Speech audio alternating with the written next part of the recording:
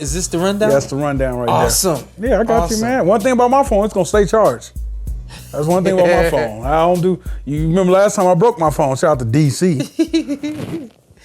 Real quick, your thoughts on Alycia Baumgardner. I know we did it yesterday, but for those who have not seen the episode that we did yesterday down in Dallas. Yeah, I will.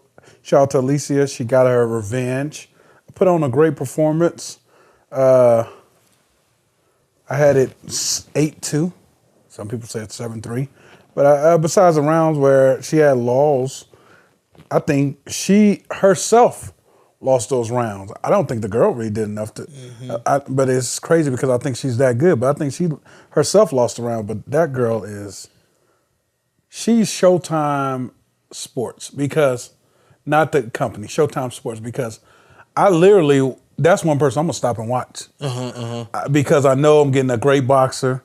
I'm getting some power. Somebody might get clipped. Yeah, I'm getting an intro. Yeah, that's crazy because I'm like 50 Cent or something started. I'm like, Alycia not coming out to this. Come on, what are you doing? Like, I'm disappointed, but they're previewing her stuff on the TV. Oh yeah. So then I see somebody come out. I'm like, oh, here we go.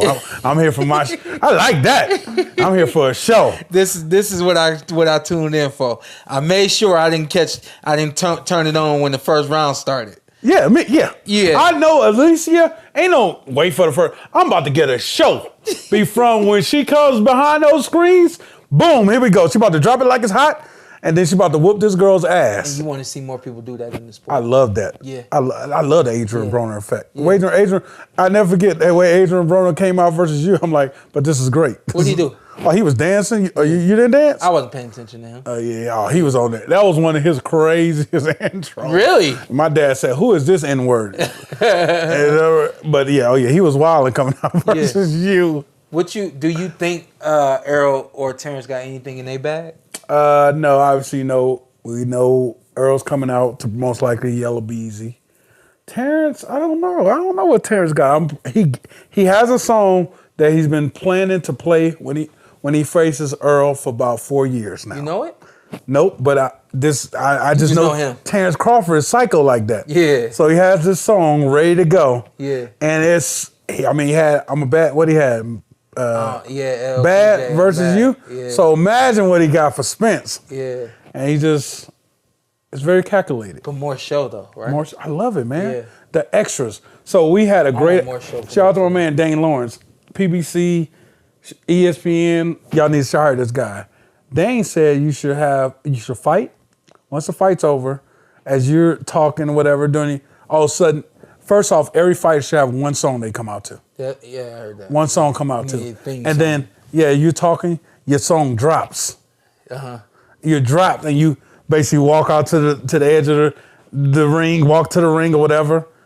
Spice it up a little bit. Yeah. Gotta spice it up. Just a little extras. Yeah. Boxing, we ain't ask for a lot. Just give us a little extras. Like, what type of ideas you guys got in the chat, like to make boxing more relevant and get more of the young crowd? Because at the end of the day, it's like young kids are kind of going towards the Jake Paul route. But like, how we can get a man to watch Alycia, the Crawford Spence, because that's real boxing right there. Mm-hmm. I think Alycia, obviously, she doing it right. She got high energy. Yeah. When she comes to the ring, and then it seems like she's able to maintain it once she gets in the ring. I know we saw Franchon Cruz. She sang the national anthem the other week. To me, that was mind blowing. Yeah. But when we go back to Alycia and we talk about her energy in the fight, to me that is that raises a question to me, because like you just said, Alycia? You don't think the laws, and you don't think the other young lady Medusa, you don't think she played a role in Alycia losing rounds. You don't think the other girl won rounds. You just think Alycia basically gave up rounds. Yeah, I felt like the action was there. I felt like she was there to be jabbed, and that first round was beautiful. And I was like, if she would have did that the whole 10, whitewash or this girl gets stopped. Yeah. The way she kept her on the jab, she's right there to be punched. Yeah. Obviously, the girl's a little awkward. She moves side to side, very awkward the way she comes in. But I felt like she was there to get punched, there to get stopped. Yeah. But she was also a tough woman. Take nothing from her, but I felt like the round she did lose, she lost because of Alycia. She said she was trying to be. She said I was being a smart fighter, and I think it's one of two things: either Alycia has not found her pace in a fight yet, which at this point in her career, I mean, she's still young in her career. I mean, she's a undisputed champion, but she's still young in her career. So it may be a thing where she hasn't truly found her pace, and these laws that we see may be just her not really knowing like how hard I can go right here, or how or whatever the case may be.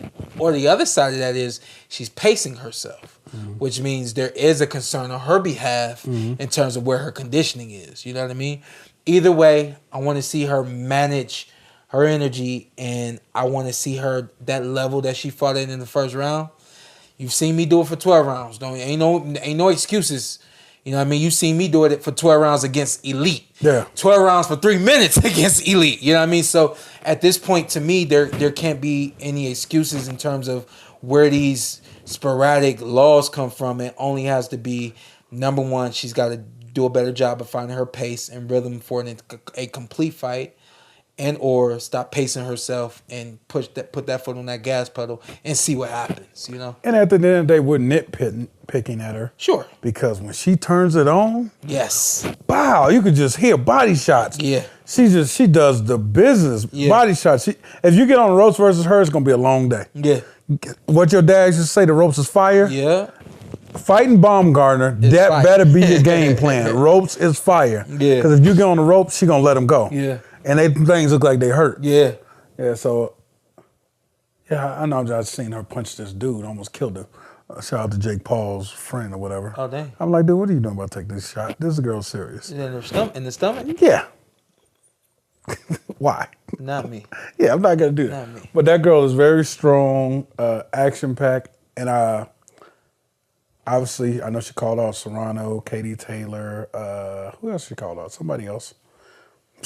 The young ladies don't pace themselves. Yeah, I'm not worried about none of that. Give me Michaela Mayer, too. Okay? If I could get a Super Bowl of boxing, 1 night, 3 fights. Hey, just go ahead, finish that.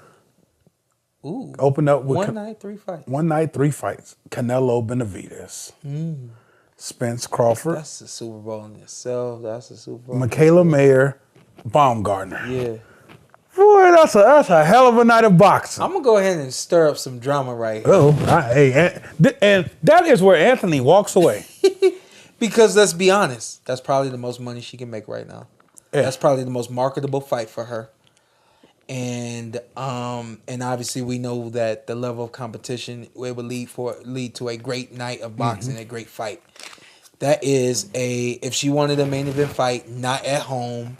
She wanted a main event fight in New York. She wanted a main event Vegas. in Vegas, LA, one of these big stadiums. She actually could pull that off with Michaela Mayer. Why wouldn't she? And yeah. No. Answer that question. Why wouldn't she? Is it because she knows the fight's there if I want it? That's not a bad. I can go up this route, fight all these girls, make my name bigger, come back, fight Michaela, possibly twice. That's not a bad way to look at it. She's a businesswoman at the end of the day. I'm not mad at the girl. She's moving right. Yeah. She has everything it takes to be a superstar. Like literally in a face of boxing, she could be the woman. The way I look at it, 6'4" is a close fight. Could have been 5'5", or it could have been 6'4" the other way. And you don't want to see 6'4" again.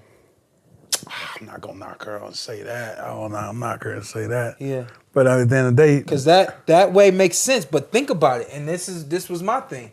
I'd rather fight one person and make. I'm just throwing this number out. I don't know how much money they make. I'd rather fight one person and make $2 million than fight 3 people and make $2 million. Yeah, well, all day. But that's my point. Why would you go on and fight those? And whatever the case may be. Now the other names, of course, you get those. Those are electrifying fights, names that sell.